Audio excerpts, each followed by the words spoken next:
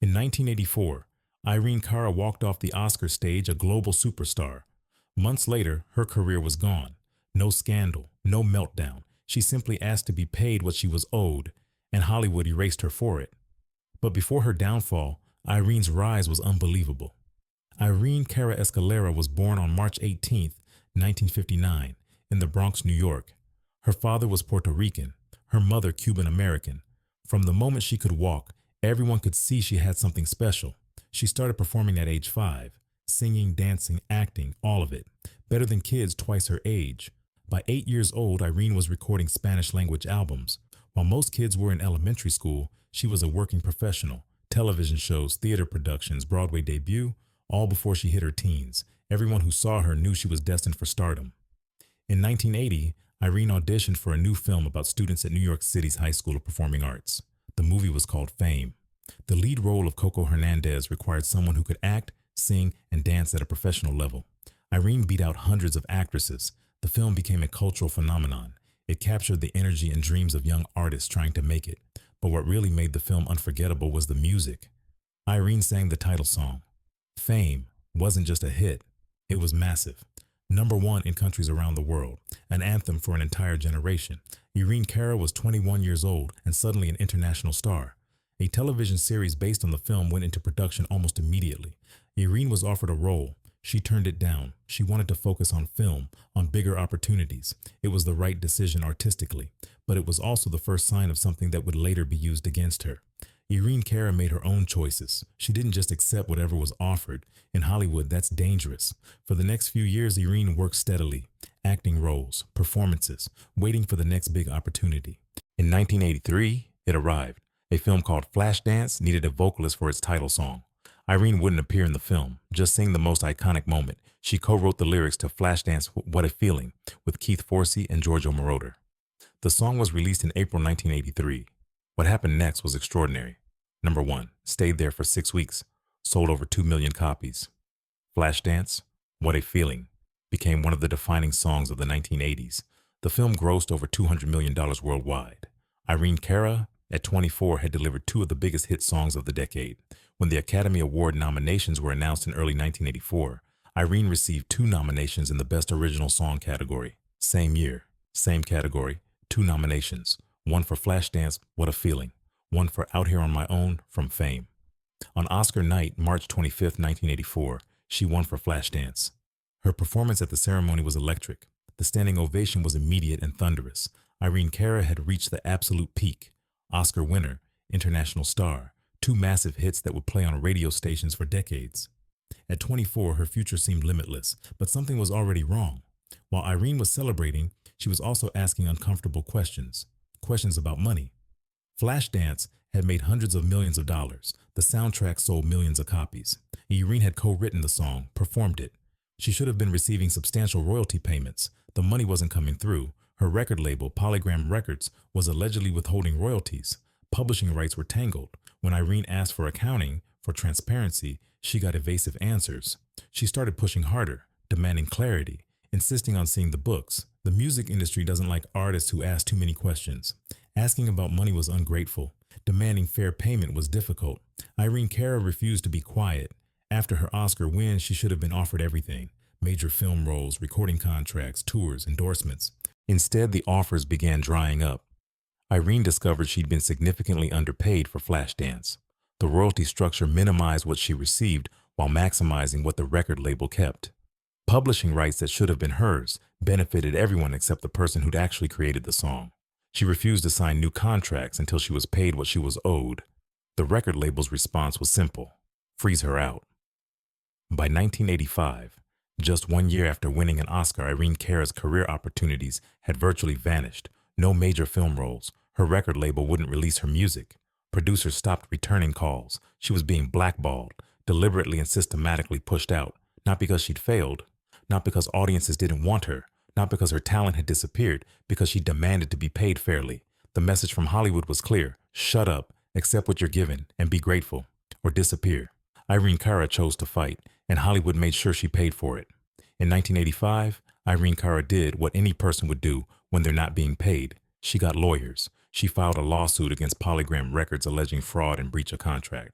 She claimed they owed her over $1 million in unpaid royalties from Flashdance and other recordings, $1 million, for a song that helped generate hundreds of millions in revenue. The problem was simple. Once you sue a major record label, you become radioactive.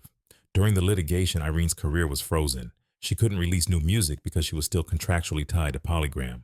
They wouldn't let her go, but they also wouldn't release anything she recorded. A perfect trap. She was stuck in legal limbo while her prime career years slipped away. But the blackballing went beyond the record label. Film roles that should have been hers went to other actresses.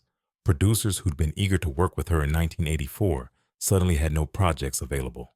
When she'd call about opportunities, she'd hear the same vague excuses. "We went another direction. The role's been cast. We'll keep you in mind." The future never came. Industry insiders later admitted what was happening. Major record executives had put the word out. Irene Cara was trouble.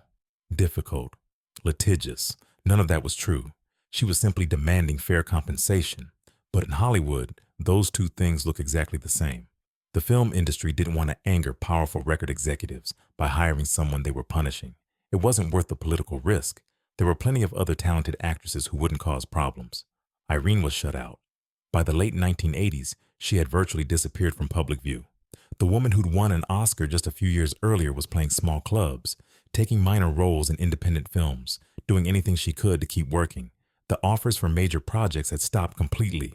Meanwhile, other artists were covering her songs. Fame and Flashdance, What a Feeling continued playing on radio stations worldwide. Every play generated revenue. But Irene was still fighting in court to receive the money she was owed from the original recordings. She watched her career die in real time, and there was nothing she could do about it. The Whisper campaign continued.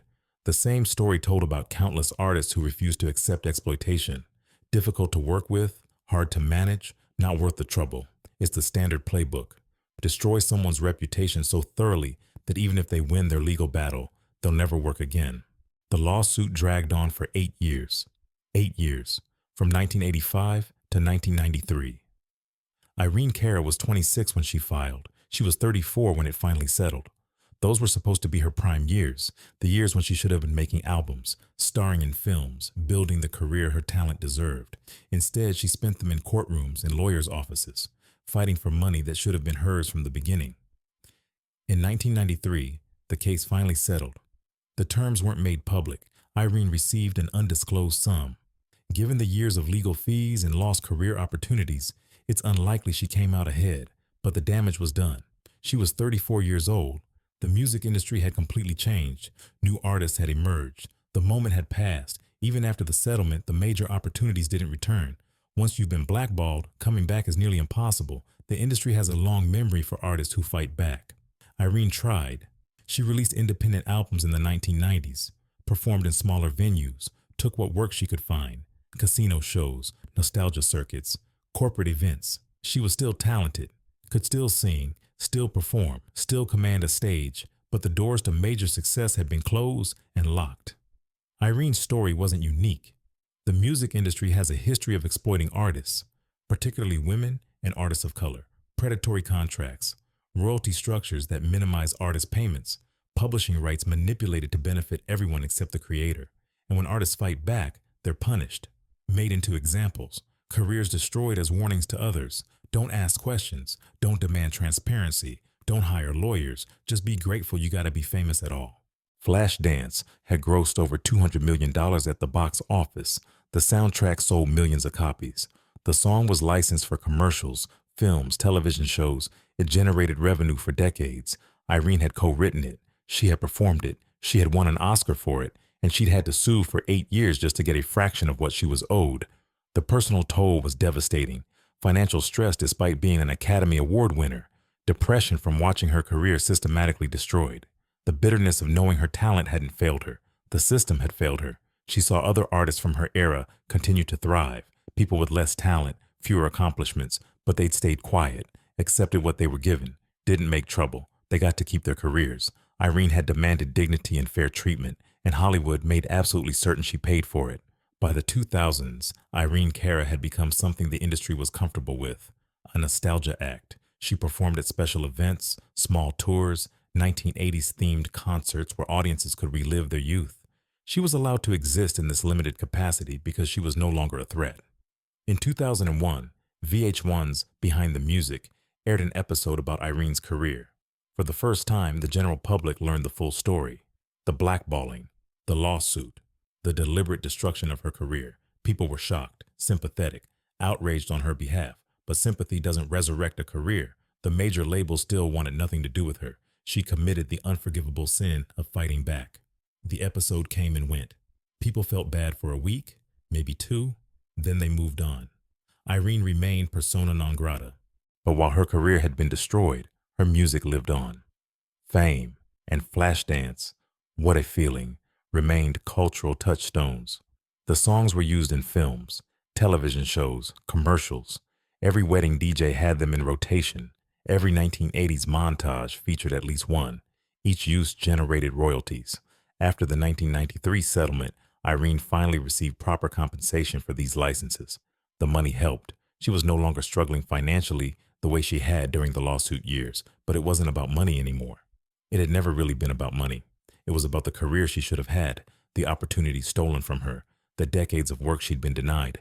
No royalty check could give that back. Irene became vocal about artists' rights.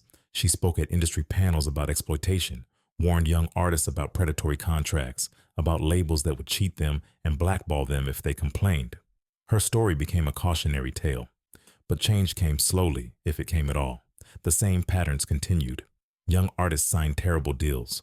Labels withheld royalties. Those who fought back were punished. Irene had blazed a trail marked by her own career's wreckage. By the 2010s, Irene's health began declining. She continued performing when able, but the years of stress had taken their toll. Financially, she was more stable thanks to ongoing royalties. But stability isn't justice. It isn't getting what you deserved. There was no major comeback, no redemption arc, no Hollywood ending where the industry finally made it right, just the slow fade of a blackballed artist.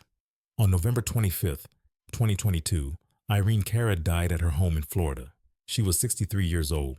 The cause was hypertensive and atherosclerotic cardiovascular disease. She died alone at home. Her publicist announced the death on social media. Within hours, tributes poured in from celebrities, musicians, and fans. Everyone suddenly remembered Irene Cara's contributions. Icon, legend, inspiration. Her music defined a generation. The tributes came from industry figures, some from the very establishment that had frozen her out 4 decades earlier. The hypocrisy was stunning. Where were these people in 1985 when she needed work? Where were they during the 8-year lawsuit when she was being blackballed? Where were they in the 1990s and 2000s when she was playing casino shows? Death made her safe to praise again. Dead artists don't ask uncomfortable questions. They don't demand fair treatment. They don't make powerful people nervous. Suddenly everyone could celebrate Irene Cara without risk. The legacy is simple. Irene Cara created 2 of the most iconic songs of the 1980s. She won an Academy Award. She was gifted as an actress, a singer, and dancer, talent that came along once in a generation. She should have been a superstar for decades. Multiple platinum albums, major film roles, Las Vegas residencies, world tours, the career trajectory of contemporaries who stayed quiet. Instead, her story became a cautionary tale about demanding fair treatment in an industry built on exploitation. Her career wasn't destroyed by drugs, scandal, or lack of talent. It was destroyed because she asked to be paid what she was owed. What Irene should have had: financial security from the beginning. A thriving career through her 30s, 40s, 50s. Respect while she was alive. Recognition for her contributions without dying first. What she got: 8 years of legal hell. Blackballing at 26. Career destruction at the height of her powers. Decades in the shadows. Belated recognition only after it was too late. Justice delayed is justice denied. Irene Cara did everything right. Immense talent from childhood. Hard work. She got her break. Created iconic, lasting art that touched millions. Won the highest honors her industry could bestow. And then she was destroyed for asking to be paid fairly. Not for failing. Not for lacking talent. Not for any of the usual reasons careers end. For demanding dignity. For refusing to be cheated. For standing up for herself. In Hollywood, that's unforgivable. The opening lyrics of Fame promise, "I'm gonna live forever." The irony is unbearable. Her music will live forever. Fame and Flashdance, What a Feeling will be played at weddings, in films, at sporting events for generations. But Irene Cara died without the career she earned, without the recognition she deserved while alive, without justice for what was done to her. Hollywood didn't blackball Irene Cara because she failed them. They blackballed her because she refused to let them cheat her, and that is the heartbreaking truth. If you enjoyed this video, please give it a like and subscribe for more videos.